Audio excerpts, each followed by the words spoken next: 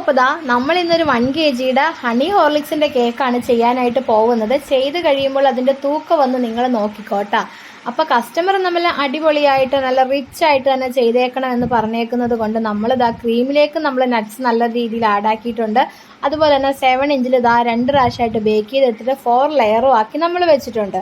അപ്പോൾ ഹണിയും പാലും ക്രീമും നട്ട്സും അങ്ങനെ എല്ലാ സാധനങ്ങളും റെഡിയാക്കി വെച്ചിട്ടുണ്ട്. ഇനി നമ്മുടെ സ്പഞ്ച് നമ്മൾ ആ മിൽക്ക് കൊണ്ട് വെറ്റ് ചെയ്യുവാണ്. അതിനുശേഷം വൈറ്റ് ചോക്ലേറ്റ് ഗനാഷാണ് കേട്ടോ ഇതിലേക്ക് നമ്മൾ ആഡ് ചെയ്ത് കൊടുക്കുന്നത്.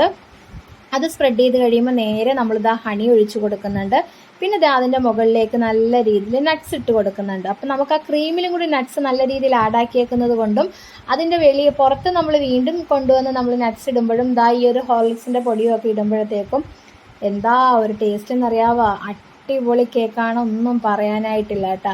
പിന്നെ ലാസ്റ്റ് ലെയർ വരുമ്പോൾ നമ്മൾ ഇതേപോലെ നട്ട്സൊക്കെ കുറേ ഇട്ടിട്ട് ആ ഒരു ലെയർ കൊണ്ടേ വെച്ച് കഴിഞ്ഞിട്ടുണ്ടെങ്കിൽ ആ ലെയർ അവിടെ ഒട്ടിപ്പിടിച്ചിരിക്കില്ല, അത് പൊളിഞ്ഞു പോകും. അത് പലരുടെയും പരാതിയായിട്ടുള്ളതും അറിയില്ലാത്തൊരു കാര്യമായതുകൊണ്ട് ഇതേപോലെ ക്രീം ഇട്ട് സ്പ്രെഡാക്കിയതിന് ശേഷം വേണം മുകളിലത്തെ സ്പഞ്ച് ഇങ്ങനെ വെച്ചിട്ട് നല്ല രീതിയിൽ ആ മുകളിലത്തെ സ്പഞ്ച് എല്ലാ സ്പഞ്ചും ഇതേപോലെ നല്ല രീതിയിൽ പ്രസ് ചെയ്തിട്ട് വേണം നമ്മൾ ക്രം കോട്ട് ചെയ്ത് ഐസിങ് ചെയ്യാനായിട്ട്, അല്ലെങ്കിൽ ലെയറിങ് വിട്ടുപോരും.